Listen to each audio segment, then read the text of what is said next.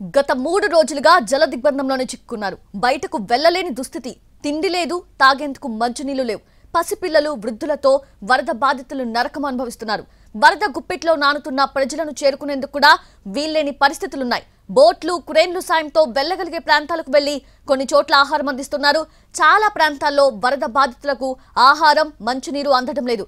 దీంతో వారి పాట్లు వర్ణనాతీతం.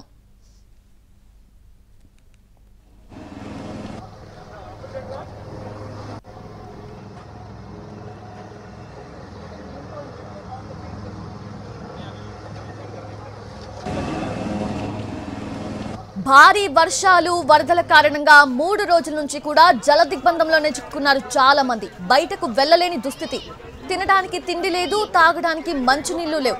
పసిపిల్లలు, వృద్ధులతో వరద బాధితులు నరకం అనుభవిస్తున్నారు. వరద గుప్పిట్లో నానుతున్న ప్రజలను చేరుకునేందుకు కూడా వీల్లేని సిచ్యువేషన్స్ ఉన్నాయి. బోట్లు, క్రేన్ల సాయంతో వెళ్లగలిగే ప్రాంతాలకైతే వెళ్లి కొన్ని చోట్ల ఆహారం అందిస్తున్నారు. చాలా ప్రాంతాల్లో వరద బాధితులకు ఆహారం, మంచినీరు అందడం లేదు.